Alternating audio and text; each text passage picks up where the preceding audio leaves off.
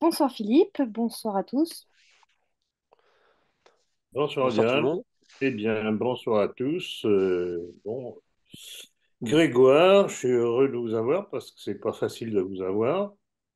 Oui, Jean-Luc moi aussi. et puis Pierre, bien entendu. Bon, je vous écoute. Nous sommes le 6 février. Cela n'évoque-t-il pas deux crimes de la République que nous devons constamment rappeler et dénoncer? Voulez-vous rappeler ce que représentent ces deux dates? Oui, effectivement, la date de cet entretien tombe bien pour faire ces rappels parce que même ça a été deux crimes assez considérables. Alors, le premier, c'était le 6 février 1934. Cela faisait suite au scandale financier de l'escroc Stavisky. Vous devez savoir ce qu'était ce personnage, qui avait ruiné un certain nombre de petits porteurs, actions, etc. Et donc, ça avait provoqué une grande indignation. Et il y a eu une manifestation monstre qu'on appelle justement la manifestation du 6 février 1934. Et là, vraiment, la République a eu très peur. Et si la manifestation avait été mieux menée, ça aurait pu renverser la République. Mais ça n'a pas été le cas, toujours la même chose, parce que les meneurs ou soi-disant meneurs, soit ne sont pas là, soit trahissent. C'est le cas du colonel de Laran, qui aurait dû être là. C'était le mouvement contre la République en principe qui était le plus important à l'époque. Il n'était pas là, curieusement. Bon, ceci dit, le pouvoir a pris peur et ayant pris peur, il a fait tirer sur la foule. Il y a eu, il y a eu des morts, il y a eu des blessés, etc., etc. Donc je crois qu'il est toujours bon de rappeler cet épisode-là parce que c'était encore une fois lié à un scandale financier d'un financier juif. Donc nécessaire rappel. Et puis il y a le deuxième 6 février 1945, c'est-à-dire avec De Gaulle, qui a été l'ordre donné par De Gaulle de fusiller Robert Brasillac. Alors, ça avait créé un énorme scandale à l'époque. Même des gens comme François Mauriac, qui était pourtant pas du tout dans les eaux de Brasillac, étaient indignés et ont tenté d'intercéder auprès de Gaulle, qui n'a rien voulu entendre. Mais Brasillac, évidemment, était un partisan du maréchal Pétain, donc il fallait le faire taire. Donc voilà, et deux rappels que j'estimais devoir faire, puisque ce sont deux dates de crimes scandaleux. Alors, quelle leçon tirez-vous des manifestations paysannes qui ont eu lieu? Moi, j'en tire les mêmes conclusions, les mêmes leçons que j'avais données déjà lorsqu'il y avait eu le début des manifestations des Gilets jaunes. C'est toujours la même chose. Bon, ils ont raison de manifester, de montrer leur force, etc. Mais le problème, c'est que là encore, ça manque de chef et ça n'a aucun caractère insurrectionnel. Ils pensent pouvoir faire pression sur le pouvoir pour qu'il modifie sa politique agricole. Or, tout ça est verrouillé par la communauté européenne et il n'est pas question d'y toucher. Donc, tant qu'on ne touchera pas au pouvoir lui-même, ça ne servira à rien. Tout est là. C'est un problème révolutionnaire, point. Alors, il faut voir aussi une chose, c'est que il faut tout de même voir où en est l'agriculture aujourd'hui. France, on en est à un taux de suicide plus élevé de 40% que la moyenne nationale parmi les agriculteurs. Alors, je trouve ça pathétique. D'abord, je trouve que tout de même, de la part du monde agricole, ça montre que ce monde a perdu toute imprégnation chrétienne. parce qu'on ne se suicide pas comme ça. En abandonnant sa femme, ses enfants, ils ont tous des familles et c'est vraiment une désertion. Et que attenter à sa vie pour attenter à sa vie, il pourrait faire quelque chose d'utile pour la communauté nationale. Non. Donc là, c'est simplement une fuite lâche devant une situation qu'il n'arrive pas à maîtriser, bien entendu. C'est regrettable, mais il faut tout de même appeler les choses par leur nom. Alors, il est évident que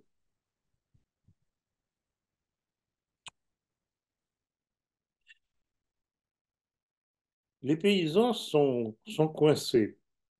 Et dans la mesure, justement, où ils manifestent, où ils ne sont pas homogènes entre eux, parce qu'il y a les gros agriculteurs, grosse agriculture industrielle, et puis à la petite agriculture dite familiale.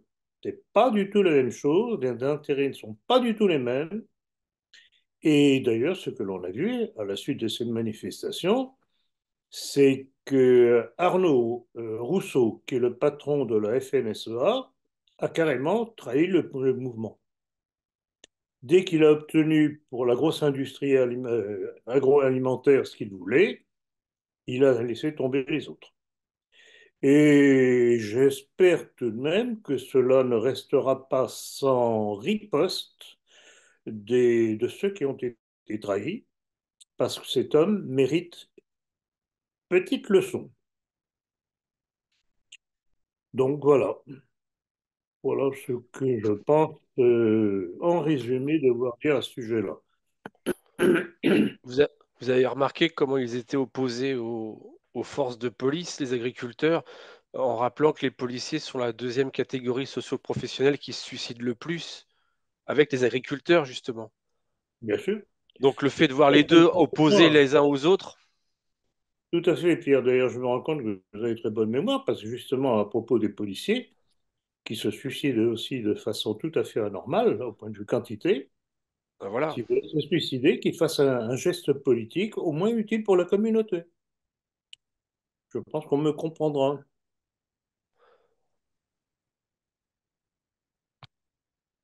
Bah justement, la prochaine question, bah, un petit peu dans le même cadre, beaucoup espèrent que la colère des paysans pourrait déboucher sur une révolution. Qu'en pensez-vous? Oui, bah, je répète plus ou moins ce que j'ai dit, même réflexion qu'au sujet des Gilets jaunes. Euh, alors, il y a une chose tout de même qu'il faut voir, c'est que ces manifestations, bon, elles ont leur utilité, mais il faudrait que ça aille plus loin, c'est évident. Mais il faut que les agriculteurs fassent très attention parce que la police n'hésite pas à les arrêter. Donc, ils ont leurs coordonnées. Et à partir de là, on peut les faire tenir tranquilles avec des menaces de vérification de leur comptabilité, vérification de leur conformité sur le plan sanitaire. Là aussi, c'est un scandale puisqu'on exige des agriculteurs français des normes sanitaires qui ne sont pas du tout exigées des pays qui exportent chez nous, à bas prix, évidemment, d'où la concurrence avec les produits français. Donc c'est une machine infernale, cette histoire-là. Et c'est pour ça que si on ne s'attaque pas à la tête, à la cause première de cette politique qui oriente cette politique, rien ne servira à rien. Voilà. S'il y a des agriculteurs qui m'écouteront, qu'ils en tirent les leçons. Sinon, ils seront les dindons de la farce une fois de plus. Alors, je signale aussi que Arnaud Rousseau, le président de la FNSEA auquel je faisais allusion, est un mastodonte de l'industrie agroalimentaire, le groupe Avril, qui est le géant français des huiles et protéines végétales. Il serait peut-être bon de se pencher sur la façon dont c'est fabriqué. Donc voilà.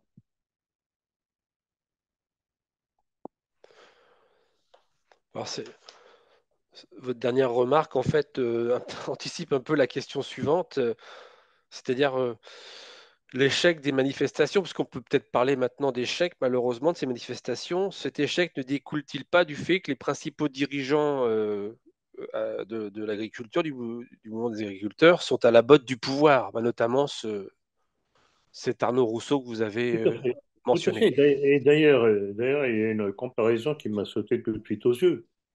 Pour moi, la FNSEA est pour les agriculteurs ce que la CGT est pour les ouvriers, c'est-à-dire des syndicats qui sont à la botte du pouvoir et qui trahissent leurs troupes.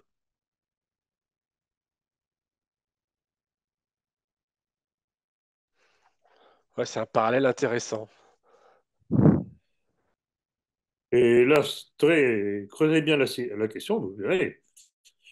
Alors, bon, il est évident que bon, euh, notre jeune Premier ministre Gabriel Attal s'est fendu de quelques belles promesses, ce qui a donné un argument aux Rousseau et compagnie de lâcher prise et de trahir les autres qui n'étaient pas dupes du tout de ces petites promesses. Petites promesses, je dis. Tant qu'il n'y aura pas, on n'instaurera pas la préférence nationale en faisant barrage aux produits étrangers, produits hors normes sanitaires semblables aux nôtres, les agriculteurs n'y arriveront pas.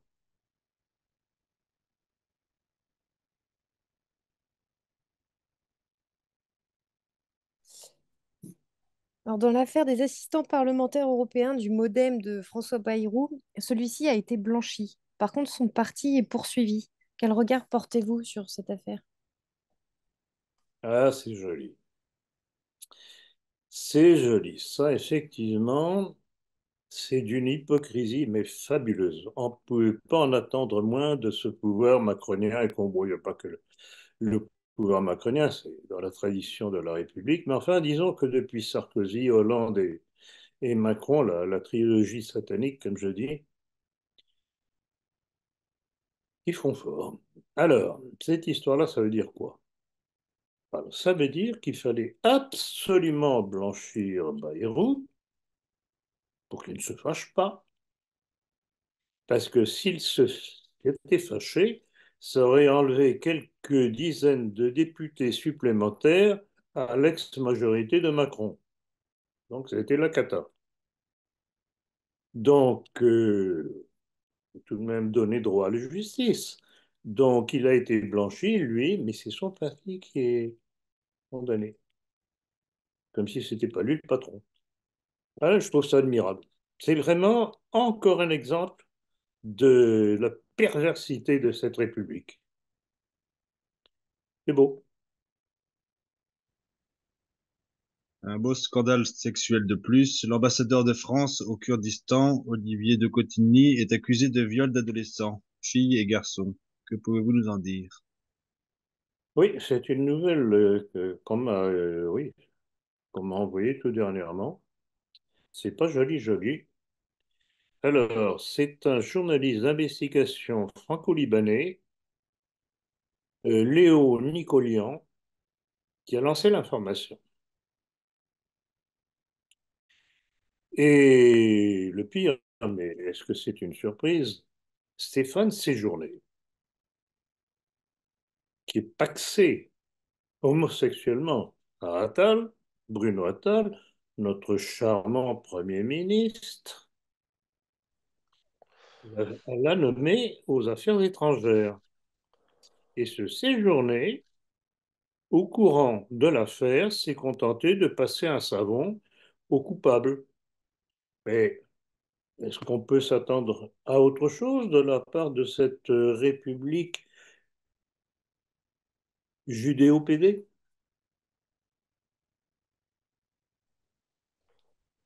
Je crois qu'il est ambassadeur d'Arménie maintenant.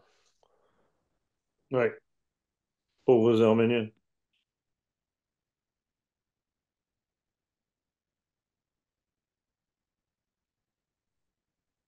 Lors d'une visite d'État en Suède le 30 janvier dernier, Emmanuel Macron a rompu avec 60 ans de souverainisme nucléaire et a offert le pouvoir de dissuasion nucléaire français à l'Europe. De quel droit, à votre avis? C'est la question. Ben, je dirais du droit de ce que les Français l'ont élu et réélu et dont ils abusent. Donc, disons que ceux qui ont voté Macron les deux reprises sont co-responsables. Merci, merci. Une sorte Non, mais c'est de haute pardon. trahison. Une haute trahison quelque part, C'est hein. évident qu'on est en pleine haute trahison. Et alors, bon, alors je pense que ça ne pourra pas se faire parce que qui prendrait la décision d'appuyer sur le bouton? Hmm. Je pense que ça n'ira pas plus que des paroles comme ça pour faire du buzz, parce que Macron aime faire du buzz, et encore du buzz, et toujours du buzz, pour se faire remarquer, pour montrer qu'il existe, qu'il a une stature internationale, bien entendu. Donc, bon, c'est scandaleux en soi, c'est une trahison, je confirme, absolument, c'est une trahison. Mais je pense que c'est pas possible, c'est pas faisable. Ne serait-ce que d'un point de vue logistique, avec tous les sites, Pas il y a un gros possible. problème, hein. Ils vont pas tous se mettre autour du bouton en appuyant en même temps sur le bouton. Ça semble compliqué. Non, mais c'est du n'importe quoi, je vous dis, c'est du buzz, c'est tout. Faire parler de lui. C'est On peut-être avait quand même, évoqué dans, pardon, Pardon. ça répond quand même certainement à une demande de suppression de souveraineté, Ah, mais d'indépendance de alors, la France. oui, Enfin, ça va toujours dans ce sens. je suis bien d'accord avec vous, Jean-Luc. D'ailleurs, ça rejoint une chose qui avait déjà été divulguée dans les médias, que c'était pour faire plaisir à l'Allemagne. Donc, cette fois-ci, c'est étendu à l'ensemble de la communauté européenne. Mais tant que les Français, en majorité, ne comprendront pas que cet individu, je parle d'Emmanuel Macron, travaille contre leurs intérêts et contre leur santé, parce qu'il faudrait tout de même rappeler un petit détail des années 2001-2022, hein, un certain traitement, qui n'a pas fini d'en faire des victimes. C'est pour ça que je le traite d'assassin en plus de ça.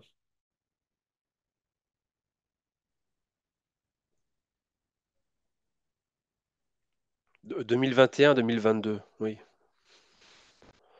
2021-2022, Ouais, c'était le ouais, pic. ouais. Justement, ce partage de la dissuasion nucléaire, entre guillemets, ou cette perte, plutôt cette perte de cette prérogative, ça peut être mis aussi en parallèle avec le siège de sécurité, le cinquième siège de sécurité de l'ONU, qui est dévolu, qui revient à la France depuis la Seconde Guerre mondiale.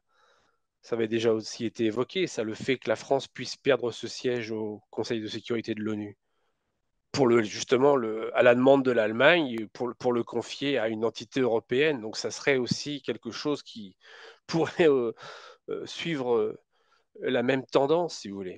Alors, Pierre, vous avez raison, mais je crois me souvenir que c'est Macron lui-même qui avait proposé de partager ce pouvoir. Oui, oui, on avait évoqué ça il y a, je sais pas, il y a peut-être 2 ans dans un entretien précédent. Oui, oui, tout à Effectivement, ça fait. avait déjà Tout été à fait. évoqué. Tout à fait. Ce qui montre bien que ces choses-là ne sont pas nées d'aujourd'hui, que ça suit une démarche étudiée déjà à l'avance. Il n'y a rien de nouveau sous le soleil. Alors, on revient sur le mouvement des agriculteurs. Alors que le gouvernement de Macron promet 150 millions d'euros aux agriculteurs pour calmer leur colère, l'Union européenne va accorder 50 milliards d'euros à l'Ukraine dont 10 milliards seront payés par la France. N'est-ce pas se moquer des agriculteurs et par là même des Français, qui sont un peuple d'agriculteurs? On a tous dans notre famille, on en a tous eu. Tout à fait. Mais c'est exactement ça. C'est absolument, c'est se moquer du monde comme c'est pas permis. Cette disproportion de chiffres, cette, ces miettes de 150 millions d'euros pour les agriculteurs, ça ne représente rien en soi. Et surtout quand on compare aux 50 milliards qu'on donne à l'Ukraine, qui va leur servir non seulement pour l'armement de l'Ukraine, pour pouvoir continuer la lutte, qui servira aussi pour entrer dans les poches de Zelensky, puisqu'on sait très bien comment il se sert au passage, lui, sa famille et son entourage. J'en ai déjà parlé à plusieurs reprises, les propriétés qu'ils ont achetées, qui en Israël, qui en Égypte. Hmm. Et puis, bien entendu, favoriser les exportations agricoles ukrainiennes en France. Et je répète, des aliments qui ne répondent pas aux normes exigées aux agriculteurs français. Donc, c'est pas de jeu. C'est pas de jeu. On exige des uns quelque chose que les autres ne font pas, donc il y a une disproportion qu'on retrouve bien entendu dans les prix. Alors, si les Français ne comprennent pas ça et préfèrent faire des économies au détriment de leur santé, eh bien, tant pis pour eux, qu'ils crèvent. Et tout, ça fera de la place sur la planète autant que possible. Il est préférable que ce soit les plus bêtes qui tombent. Non, mais c'est invraisemblable. Le 3 février dernier, à Paris, au niveau de la gare de Lyon, a eu une nouvelle agression au couteau. Avez-vous des informations sur ce nouvel acte criminel? Diane, avant cela, j'avais oublié des petites notes que j'avais mis en réserve parce que je me doutais qu'il y aurait une question là-dessus. Donc je reste sur la question précédente. Je voudrais signaler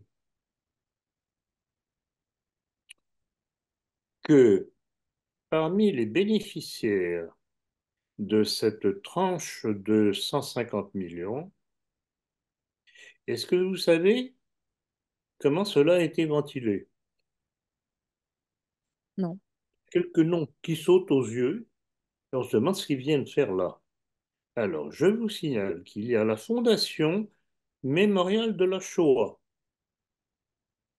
Est-ce que vous voyez un lien avec l'agriculture?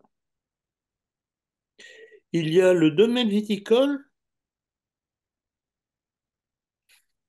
Rothschild. baron de Rothschild-Lafitte. 409 000 euros. Et l'Association nationale des industries alimentaires a quand même eu 704 millions d'euros. Non, pardon, 704 000 euros. Alors, ça vous donne pas une idée supplémentaire que nous sommes bien entendu en pleine gouvernance juive de la France? Là, j'avoue que je ne savais pas que le mémorial de la Shoah participait à notre alimentation. Ça doit être du kasher.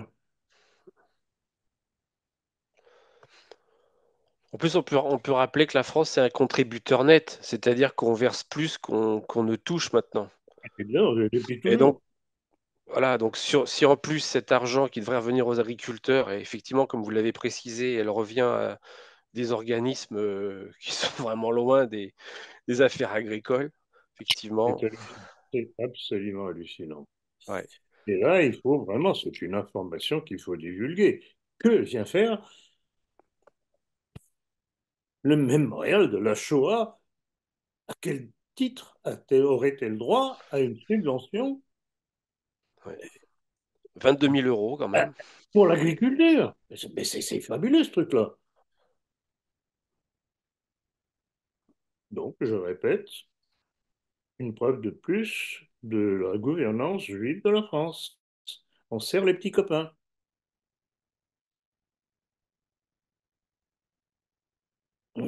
Bon, Jack, je m'excuse de vous avoir coupé la parole, mais je crois que c'était une chose qu'il fallait tout de même mentionner. Non, je vous en prie. Bon, du coup, je repose ma question. Donc, Bien le sûr. 3 février dernier, à Paris, au niveau de la gare de Lyon, il y a eu une nouvelle agression au couteau. Avez-vous des informations? Est-ce encore un fou Alors, les informations que j'ai, bon, c'est des informations que tout un chacun peut trouver sur Internet, comme moi. Ce que l'on en sait, c'est que c'est un Malien de 32 ans. Et par contre, ce qui est curieux, c'était les commentaires que j'ai vus dans Libération du 4 février, qui disaient, qui révélait que le préfet de la de police de Paris, Laurent Nunez, ça vous dit quelque chose, ça? On en a déjà parlé, non? Oui. Oui, oui, on a Justement, dit. lors des manifestations des Gilets jaunes. Mhm. Il était adjoint L'allemand. de, de, de- Préfet l'allemand. non, je ne parle pas, oui, bon, il y avait le préfet allemand, mais non, comment il s'appelle, l'ancien... Ah oui, Castagnère. Castaner, oui. Castaner. Castaner, ouais. Bon. Et alors, ce Laurent Nunez, dont les origines ne sont pas simplement espagnoles, vous me comprenez, a annoncé qu'il souffrait d'état psychiatrique, tiens, encore un, incompatible avec la mesure de contrainte, c'est-à-dire de rétention, et que pour le moment, il était en charge à l'infirmerie psychiatrique de la préfecture de police. Bon. Et puis, ce bon monsieur Laurent Nunez, qui se charge de notre sécurité, a assuré qu'il ne s'agissait pas d'un acte terroriste. Bon, nous sommes tous rassurés, hein, bien entendu. Mais le plus amusant que je viens de voir aujourd'hui, et là c'est amusant, c'est intéressant, c'est que la procureure de la République, je n'ai pas son nom, sinon je l'aurais félicité, ne l'a pas entendu de cette oreille et a retenu comme circonstance aggravante le fait que les victimes étaient visées en raison, je cite, de leur appartenance à la nation française. Alors là, pour moi, ça c'est une première. Chapeau, madame.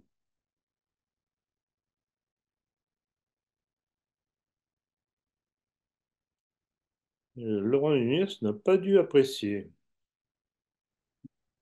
Alors, vous connaissez, ne serait-ce que de nom, le chanteur sioniste Enrico Macias. Avez-vous vu que son concert à l'espace Marlowe de Jouer les Tours le jeudi 1er février dernier a dû être annulé en raison d'un manque de spectateurs? Tout à fait. Alors, Macias, de son vrai nom, Ben Guigui. Alors, c'est un juif d'origine algérienne.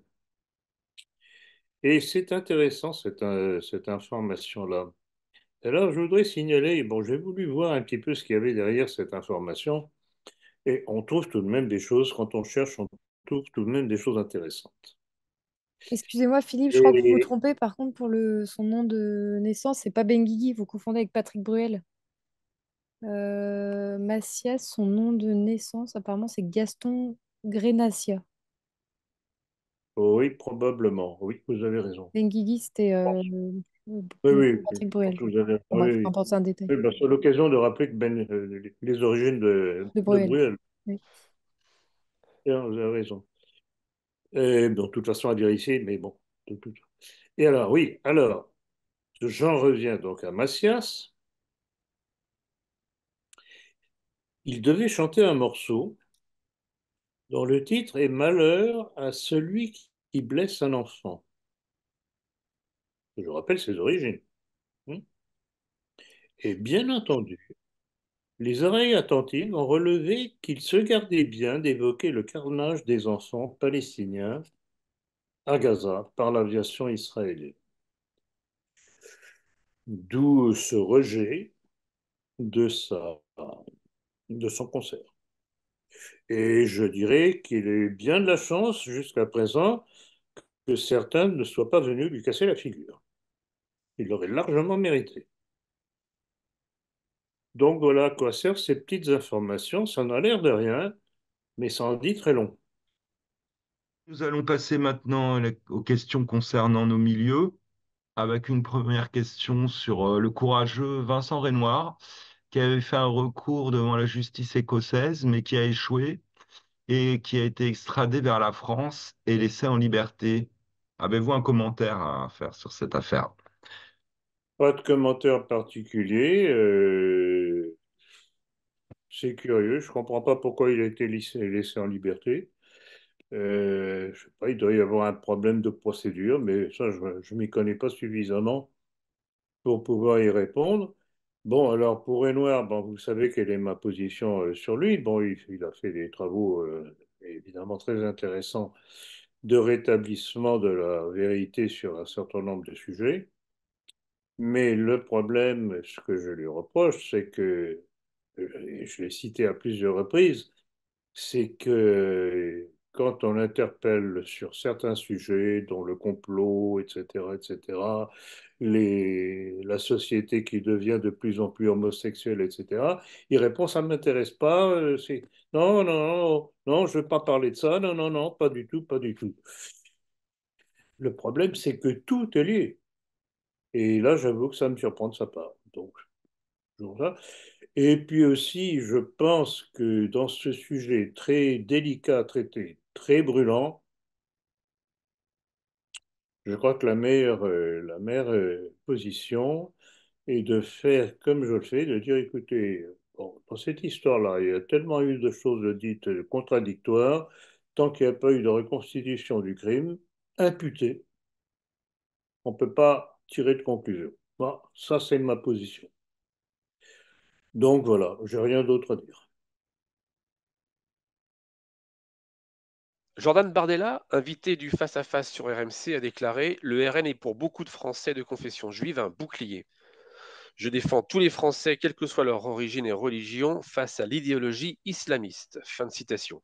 Or, à propos de l'islamisme, donc de l'immigration, Bardella n'oublie-t-il pas de remonter à la cause, comme vous le rappelez constamment?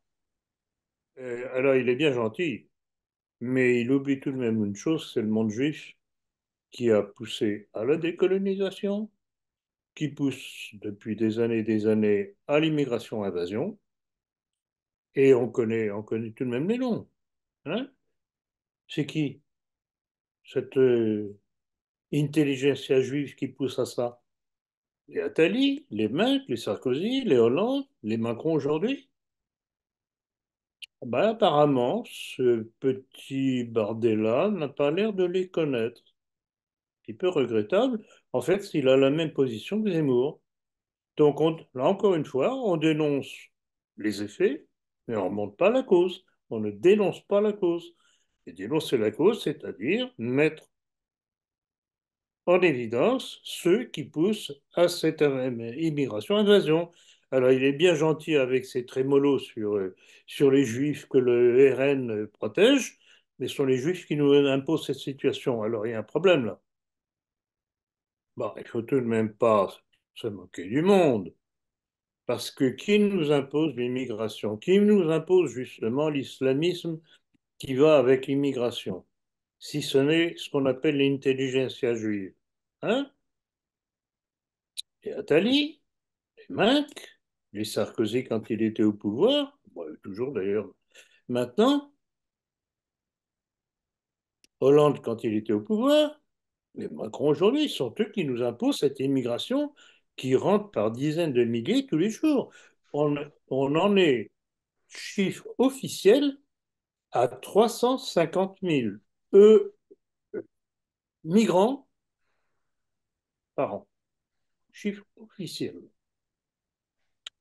Alors, il ne faut tout de même pas que Bardella se moque du monde. Si on est devant cette situation, c'est à cause de cette intelligentsia juive et il fait des trémolos comme quoi il faut protéger la communauté juive. Ben, je crois plutôt qu'il faut que nous nous protégions de lui parce que c'est une voie de garage. C'est l'opposition de Sa Majesté. Et il est certain, je profite de l'occasion justement à propos de cette question, pour dire qu'il est hors de question de voter pour la liste du Rassemblement national aux européennes, pour la simple et unique raison que c'est Bardella qui va la conduire. Il faut que cet homme disparaisse de l'entête du Rassemblement national. Il faut aussi voir que Jordan Bardella, comme d'ailleurs Marion Hawk ou Zemmour, veulent rester dans l'Union européenne alors que c'est elle aussi qui impose qu'on accueille des migrants. Et vous avez tout à fait raison, Grégoire. D'ailleurs, je l'avais dit à plusieurs reprises. Il fait du copier-coller de tout ce que défend Macron lui-même. Il est pour l'aide à l'Ukraine. Sur Gaza, je ne l'ai pas du tout entendu. Sur l'avortement, il a voté avec le Rassemblement national, sauf d'autres qui n'ont pas voté. D'ailleurs, dans le prochain numéro de la politique, on donnera les noms pour, contre ou abstention. C'est la Donc, ces question gens-là suivante. ont les mêmes positions que le pouvoir. Alors, à quoi servent-ils? C'est vrai que la liste est longue. Vous avez donné quelques noms. On pourrait en rajouter beaucoup. Il y en a un qui me vient à l'esprit, c'est Fabius, qui, à la tête du Conseil constitutionnel, Oui, bien sûr, bah, évidemment, a oui, dépouillé la dernière tentative de tout faire à quelque fait. chose Tout à sur le plan fait. législatif. Donc là, je ne sais, là, je ne sais pas si vous aurez une question là-dessus, mais bon, j'ai les chiffres.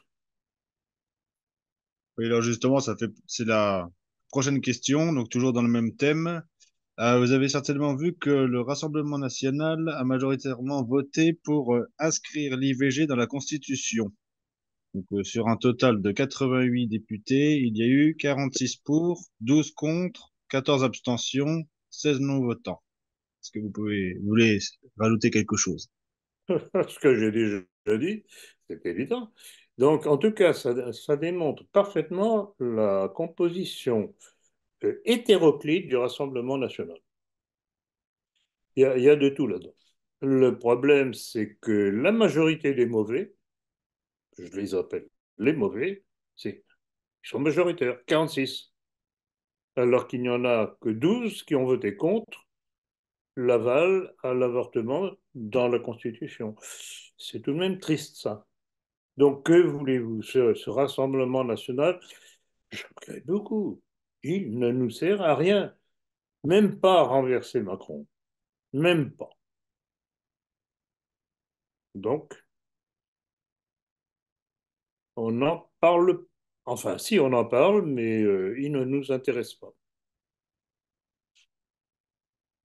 Dans notre dernier entretien, vous étiez indigné que Marion Sigaud, lors de l'entretien organisé par Eric Montana en défense des Palestiniens, avec notamment Christine de Vergencourt et Youssef Indy, en a profité pour défendre des amis israéliens tout en marginalisant les deux autres participants réduits au rôle de faire-valoir.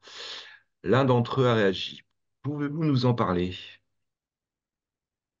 Oui, c'est intéressant. Donc, je réexplique la chose, c'est que j'ai vu la vidéo en question. Donc, la présentation d'Eric Montana était très bonne, rien à dire. Il a très bien pris la défense des Palestiniens.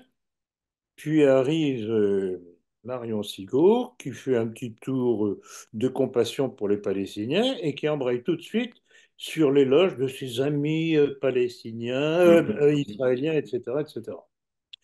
Euh, Tout en oubliant de rappeler qu'elle a été une kibbutzine, c'est-à-dire qu'elle a travaillé dans les kibbutz israéliens. Là, une chose explique en l'autre. Bon, alors effectivement, c'est Christine de Vigencourt qui a repris contact avec moi.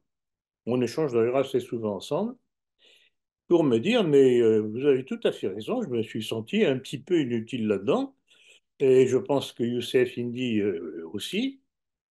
En fait, on a été marginalisé au profit de Marion Sigaud, et elle m'a appris une chose qui vaut tout de même le détour. Il paraît que Marion Sigaud va de structure en structure où elle peut proposer des conférences, et donc elle se vend en passant de l'un à l'autre. Donc ce ne sont pas les gens qui l'appellent, c'est elle qui se propose, et bon, je suppose que les gens n'osent pas trop lui refuser de la prendre, etc. Donc voilà le personnage. Et je rappellerai encore une fois que cette personne trompe son monde aussi parce qu'elle fait semblant de s'opposer à certaines choses, mais là encore, elle ne remonte pas aux causes, et notamment sur la Révolution française.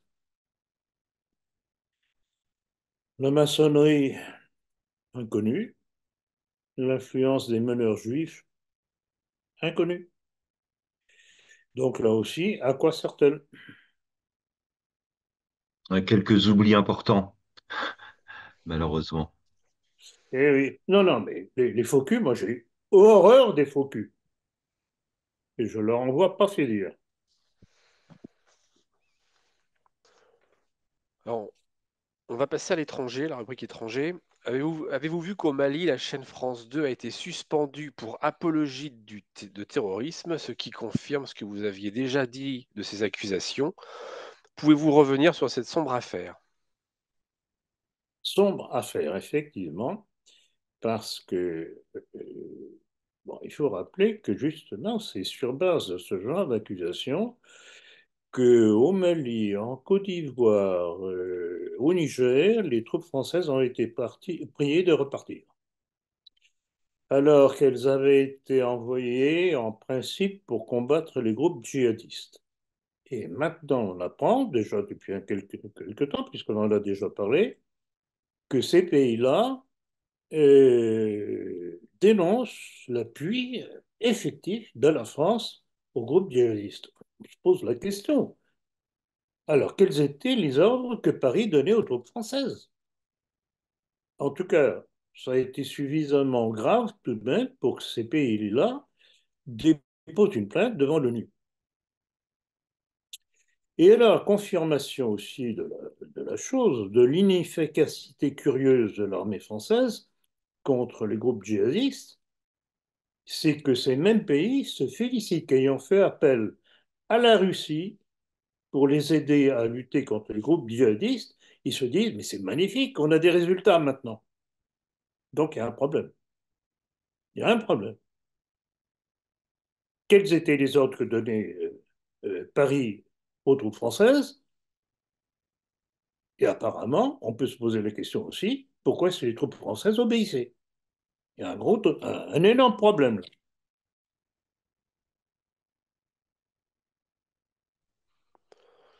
Vous pensez que ce serait les mêmes raisons qui expliqueraient aussi le rejet de la France au Burkina Faso ou au Niger? Mais évidemment, évidemment, la France n'est plus crédible. Et nous sommes gouvernés par des gens qui disent une chose et qui font le contraire. C'est tout. Il y a aussi un rejet massif de la propagande LGBT que proposait la France à tous ces pays africains, hein, et ça, Ah, c'est tout à très fait. important. Dans les pays africains, il n'en est pas question. Il n'en est pas question. Alors, avec l'arrivée de Gabriel Attal, vous imaginez que vraiment, je serais curieux de connaître les commentaires des Africains à notre sujet. Ça ne doit pas être glorieux, hein. Le problème, c'est qu'ils nous assimilent, ils assimilent tous les Français à cette bande qui De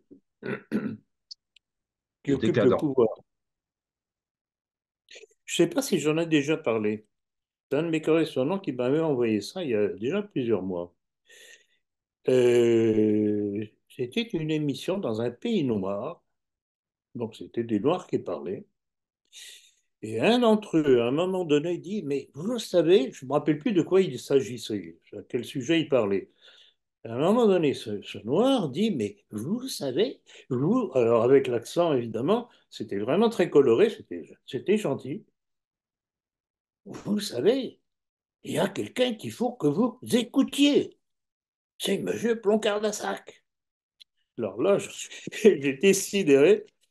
sidéré comme quoi, et ce qui rejoint d'ailleurs ce que beaucoup me disent, c'est que le deuxième pays où je suis le plus écouté, c'est en Algérie. Donc, on a non seulement une action incontestable en métropole, mais à l'étranger, notamment en Algérie et même en Afrique noire. Et ça, c'est vraiment très encourageant. Donc, toujours à l'étranger. À la suite de l'annonce du décès de deux humanitaires français en Ukraine, Stéphane Séjourné, ancien conjoint de Gabriel Attal et désormais Je ministre crois des qu'il Affaires. est toujours, hein. Il paraît qu'il prend toujours paxé. Alors, J'ai pas entendu dire que Gabriel Attal était avec Olivier Véran maintenant. Peut-être que, je sais pas, c'est peut-être une rumeur, une fausse info. Désormais, ministre des Affaires étrangères a déclaré que la Russie devra répondre de ses crimes. Qu'en pensez-vous? il manque pas d'air. Il manque pas d'air parce que les deux humanitaires français, apparemment, c'était des volontaires, entre guillemets. Et ayant creusé un petit peu plus les choses, on a appris, d'ailleurs par la presse ukrainienne, que ces soi-disant volontaires, c'étaient des membres de la Légion étrangère, ce qui implique l'armée française elle-même. Ce qui veut dire que Macron nous fait rentrer en guerre subrepticement, progressivement, contre la Russie, avec les conséquences qu'il y aura certainement un jour ou l'autre. Donc voilà. Donc voilà. On ne nous demande pas notre avis, nous sommes en guerre, que l'on veuille ou non, contre la Russie. Là, il y a un parallèle à faire avec ce que fait Israël en Palestine, parce que on n'a pas entendu vraiment les autorités françaises s'offusquer ou grimper au rideau quand, par exemple, un agent français a été tué par des bombardements israéliens à Gaza le 16 décembre dernier, ou les 130 humanitaires, les 22 journalistes qui ont été tués dans les bombardements de Tsahal. Ça, on n'en a pas beaucoup. Enfin, on n'a pas entendu le Quai d'Orsay, ce qu'il en reste, s'offusquer, Et quoi. de toute façon, c'est le manteau de Noé sur les agissements criminels d'Israël, c'est évident.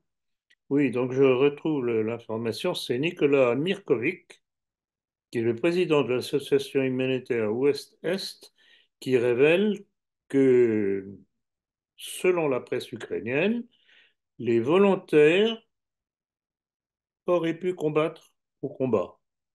Donc volontaires, c'est-à-dire mercenaires. Et le plus beau, c'est qu'en creusant encore un peu plus, comme je l'ai dit tout à l'heure, ce seraient des membres de la Légion étrangère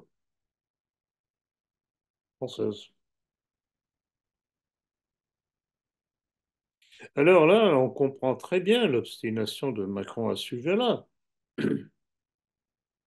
Rappelez-vous, je crois que c'est son dernier entretien télévisé, Fleuve, ça a duré plus de 2 heures, dans lequel il a martelé, j'en avais rappelé, je crois, dans le dernier entretien, dans lequel il a martelé, il ne faut pas que la Russie l'emporte.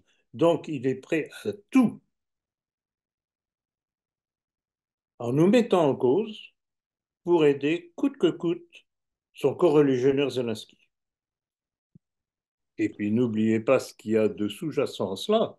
Rappelez-vous la déclaration de Zelensky, il doit y avoir plus d'un an maintenant, dans lequel il annonçait qu'il voulait faire de l'Ukraine le nouveau Grand Israël.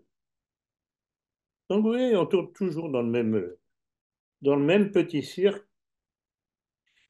avec les mêmes. D'ailleurs, à l'heure où on parle, là, donc le 6 février, on l'a rappelé en tout début d'entretien, c'est une date historique. Il y a de plus en plus de bruit, il n'y a pas de question sur ça, mais de bruit, de rumeurs, de bruit de bottes, comme on dit, avec de l'agitation, où on commence à parler de plus en plus d'entrée en guerre, que ce soit la Pologne, que ce soit, Tout à fait. par Tout à exemple, fait. cette vidéo. L'Allemagne. l'Allemagne, et puis l'Angleterre, avec cette vidéo ridicule de Boris Johnson, je ne sais pas si vous l'avez vu, où on le voit chanter les louanges de l'armée anglaise, la nécessité de s'engager et de découvrir les joies du service militaire. Voilà, donc je vous enverrai un lien sur ça. C'est assez drôle, mais c'est pathétique quand on sait ce qu'il y a derrière et la volonté qu'il y a derrière de faire rentrer le monde en guerre. Alors, je dois dire d'ailleurs que dans cette affaire-là, contre la Russie en Ukraine, ce sont les Anglais qui sont les plus pervers et les plus venimeux. Il n'y a rien de nouveau. C'est classique. Pour qui, pour qui connaît quelque peu l'action de l'Angleterre dans l'histoire, ça a toujours été des gens, des fourbes, des hypocrites. Et quand on me parle du fair-play anglais, j'ai envie de hurler. Ce sont des fourbes. Et rappelez-vous cette citation d'un proche de Vladimir Poutine que j'avais donnée il y a déjà quelque temps, dans lequel il disait que le moment venu, si ça continuait comme ça, le premier adversaire qu'il faudrait détruire, ce serait la Grande-Bretagne. Et j'en profite pour dire une chose que j'ai déjà dit et redit. La grande erreur de Napoléon et d'Hitler aurait été de ne pas avoir envahi la Grande-Bretagne et réglé le problème, au lieu de s'embarquer dans des guerres perdues d'avance dans la Grande Russie. Continuons dans le cœur du problème. Que pensez-vous de l'évolution de la situation dans le conflit d'Israël avec le Hamas? Mmh. Ça vaut la peine d'y revenir, effectivement. Alors, je vais commencer par répondre avec cette citation d'un journaliste, auteur américain et ancien correspondant de guerre, Chris Hedges, qui a déclaré ceci: la mort d'Israël ou comment un État colonial se détruit lui-même. Se détruit lui-même, ce qui veut dire que ce qui se passe avec le Hamas se passe très mal pour Israël. Alors, il y a d'autres informations aussi qui rejoignent cette déclaration, comme quoi la guerre menée par Israël à Gaza est un échec. Les pertes au bout de 117 jours, maintenant c'est un peu plus, ça doit être 119 ou 120 ou 121, ils n'ont atteint aucun objectif stratégique, d'où d'ailleurs la colère des Israéliens qui grandit face à l'entraînement criminel de Netanyahou.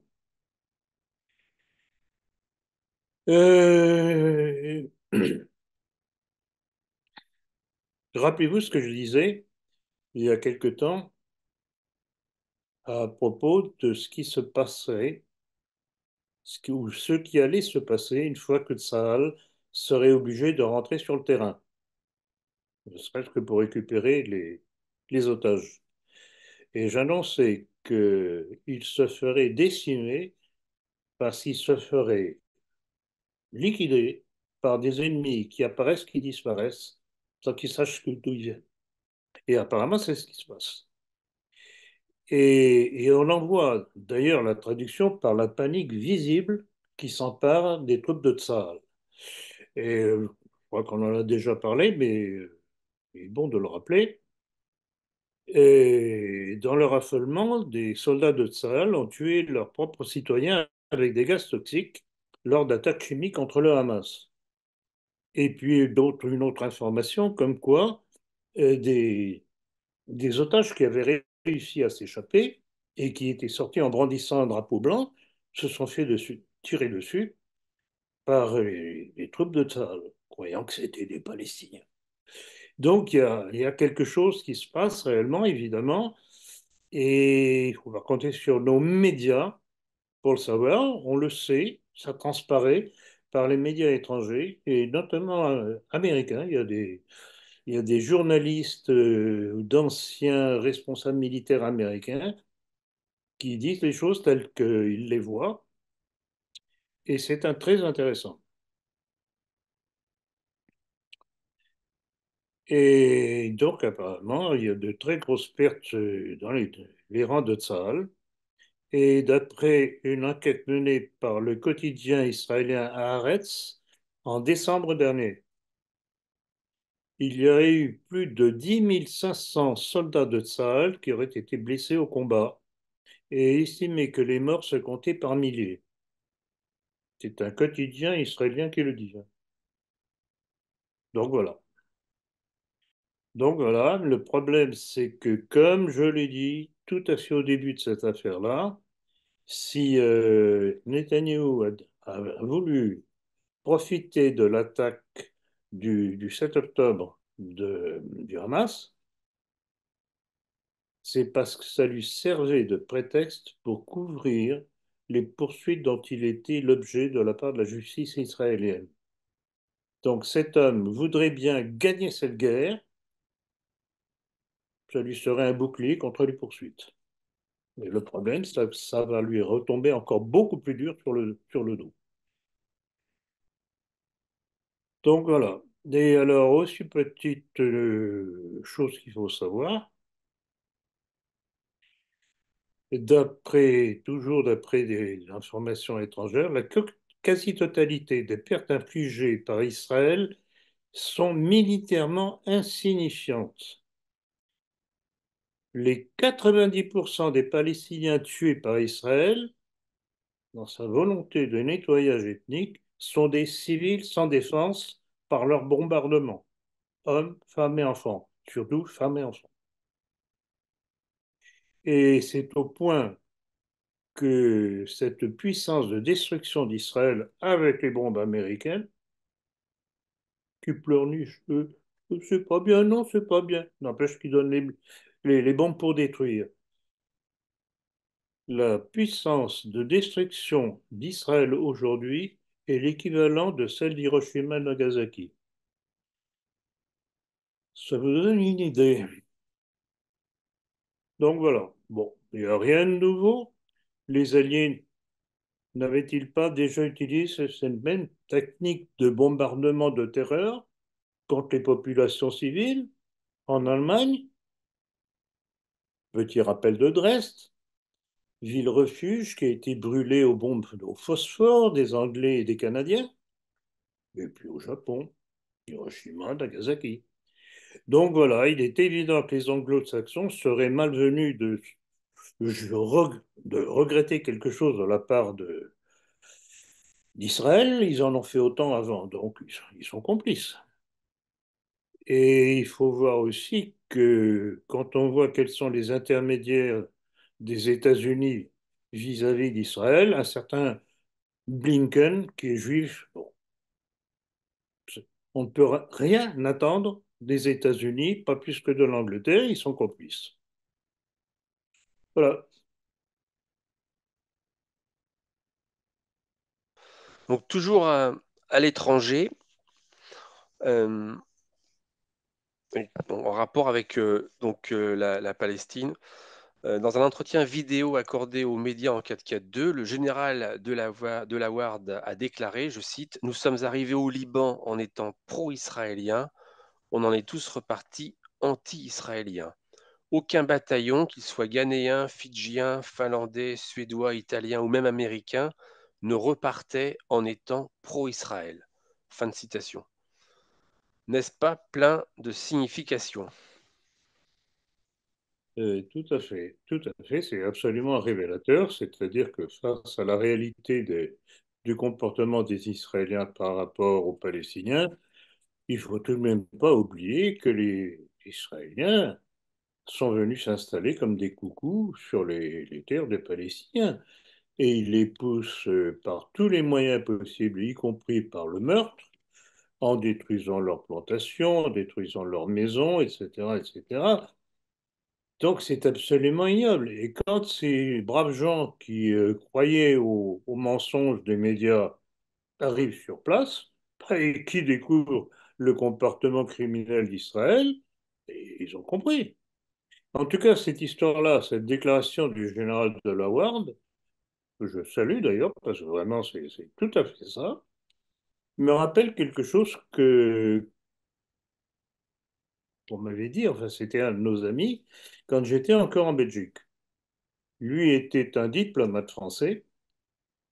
Et je me rappelle, d'ailleurs, il aimait à rappeler cette histoire à plusieurs reprises, parce qu'il nous l'a ressorti à plusieurs reprises, comme quoi, ayant été en poste à Jérusalem, qu'il avait vu comment ça se passait avec les Israéliens.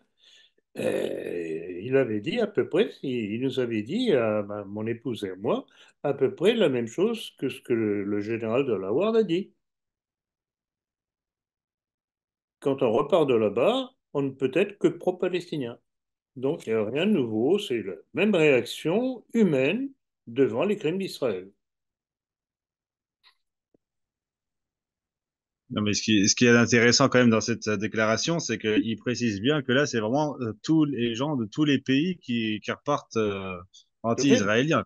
c'est ce que je viens de dire, Grégoire. Justement, tous ces gens-là, quand j'ai dit tous ces gens-là, je faisais allusion aux Ghanéens, Fidjiens et compagnie.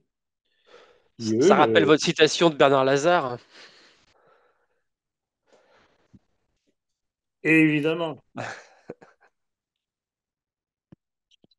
évidemment, citation dont les Israéliens ne tiennent aucun compte et pourtant il leur annonçait bien pourquoi, à chaque époque de l'histoire, devant leur comportement, les peuples se révoltaient et ça leur retombait sur la figure. Il n'y a rien de nouveau.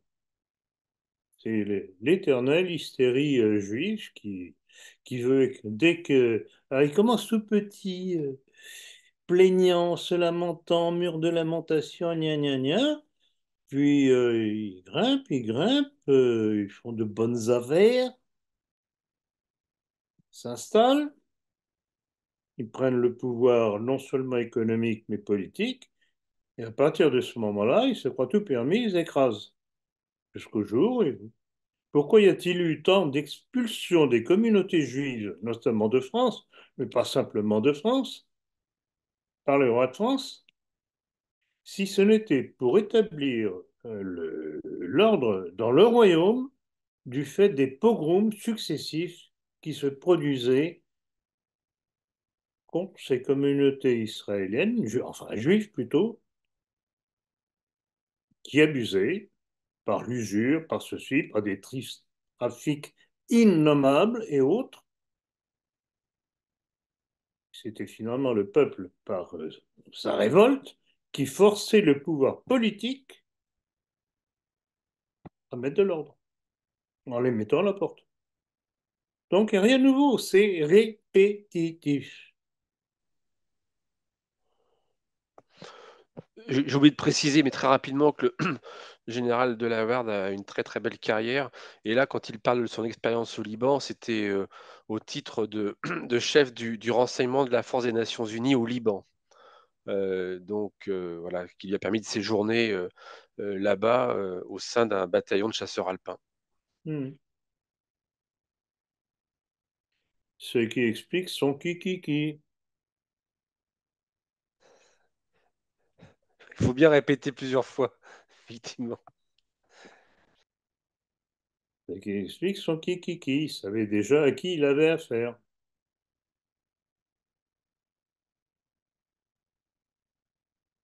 Alors, que pensez-vous d'une autre réaction, celle du général Dominique Trinquant, ancien chef de la mission française à l'ONU, qui a accusé Israël de manipulation médiatique et d'avoir tué des casques bleus? Alors, c'est très intéressant. Bon, la première raison évidente, cette accusation effarante d'Israël est en fait, c'est parti d'allégations israéliennes sur la participation de casques bleus de l'ONU dans l'offensive du Hamas. Et donc la réaction de ce général Trinquant, c'était lors d'un entretien sur une chaîne, je ne sais plus quelle chaîne de télévision, et ça avait été, devant ce qui était révélé, ça avait été un choc, et ils étaient tous effarés, scandalisés, etc. Mais le plus amusant au travers de cette information, le général Dominique Trinquant, ça ne vous rappelle pas quelque chose? Non? Bah, il est sur les plateaux de LFI, enfin de pas LFI, de LCI, pardonnez-moi, très souvent pour commenter le conflit en Ukraine.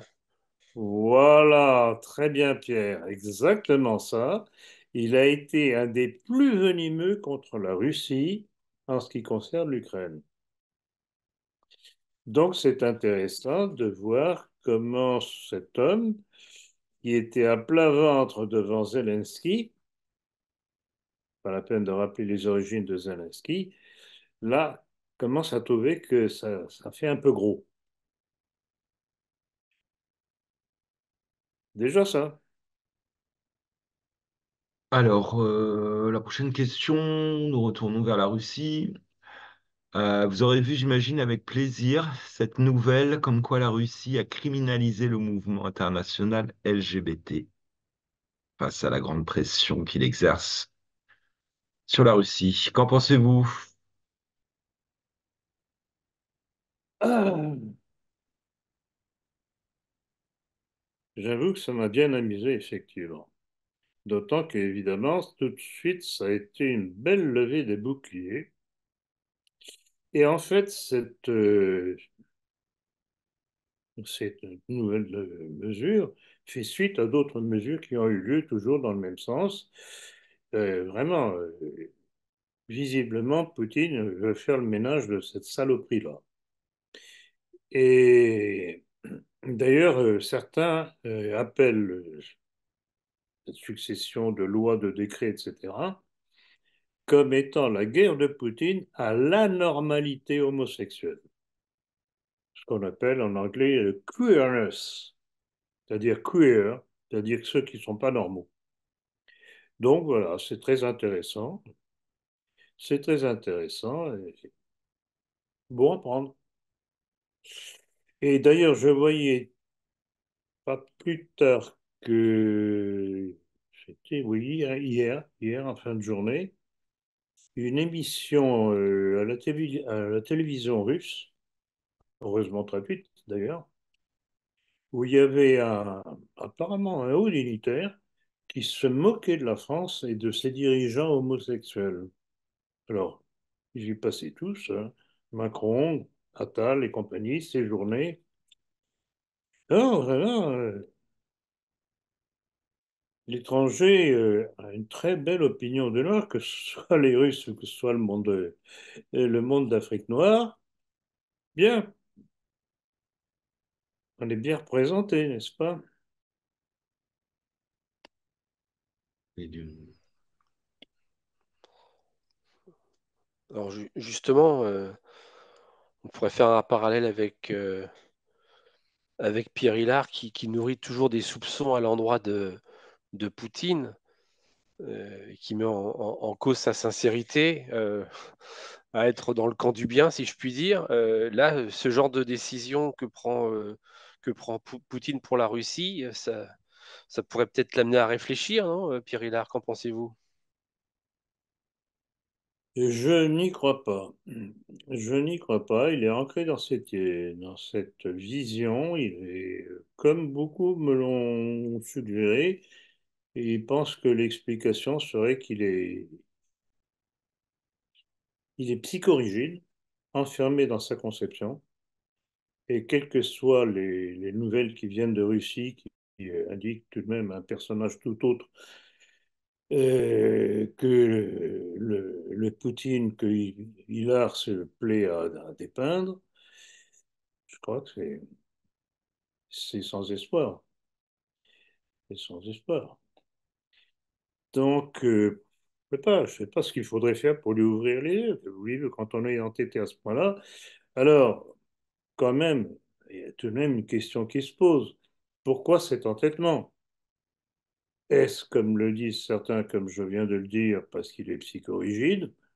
Ben, tout de même, vraiment, alors là, ça devient psychiatrique. Ou bien, parce que cela correspond à quelque chose de pas clair. Ben, c'est pas normal. C'est pas normal. Alors que le monde entier, que le mondialisme entier est contre Poutine, qui viennent nous dire que Poutine est un mondialiste, faut tout de même pas rigoler. C'est pas sérieux. Et rappelez-vous l'article de notre ami Bono dans la politique sur le personnage de Hillard. J'invite nos abonnés qui nous écouteront d'abord à se reporter à cet excellent article et à ceux qui voudraient en savoir plus, à nous demander ce numéro et encore mieux à s'abonner à la politique. Vous apprendrez beaucoup, beaucoup, beaucoup, beaucoup de choses que l'on ne voit pas ailleurs, curieusement. Donc, vraiment, pour moi, ce Hillard est un personnage dangereux, soit parce qu'il est psychorigide et enfermé dans sa vision des choses, soit parce qu'il y a quelque chose de moins reluisant encore derrière. Pas besoin de faire un petit dessin. C'est pas normal. Sa position est absolument anormale. Donc voilà, chacun en tire les conclusions qu'il voudra. Les faits sont là. Eh bien, Philippe, c'était la dernière question. Avant de vous poser, avant d'évoquer d'autres sujets et clore l'entretien, je me permets juste de préciser que Diane a dû nous quitter en cours d'entretien, donc les auditeurs ne soient pas surpris de ne pas l'avoir Tout à avec fait. nous pour la fin de Exactement. l'entretien. Diane a eu une urgence. Bon, pas quelque chose de dangereux d'après ce qu'elle m'a dit, parce que je l'ai rappelé tout de suite, quelque peu inquiet. Elle m'a dit non, c'est bon, je ne vais pas rentrer dans les détails, mais bon, ça a été une urgence, mais rien de grave. Donc, de ce côté-là, on compte bien la revoir pour le prochain entretien. Euh, alors, c'est bien d'ailleurs d'avoir souligné ça, Pierre, que les auditeurs ne soient pas surpris. Bon, Peut-être l'occasion de rappeler des choses qui sont importantes de oui, rappeler à certainement. chaque fois. Fastidieuses, Certainement. hein, vous en convenez vous-même, mais il faut le Ah faire. oui, oui, c'est fastidieux, et pour les auditeurs et pour moi aussi, et pour vous aussi. Oui, alors, il y a une chose qui est tout de même très embêtante parce qu'il y a des choses très intéressantes qu'on m'envoie, mais qu'on m'envoie par SMS. Et je ne sais pas comment transférer ces textes du SMS sur mon mail, sur mes mails.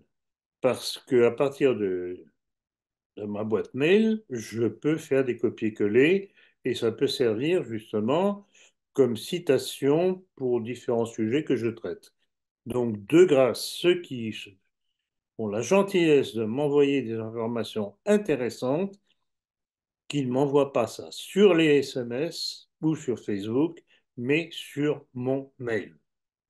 sppdassac@hotmail.fr. S'il vous plaît. Bon, alors, je répète,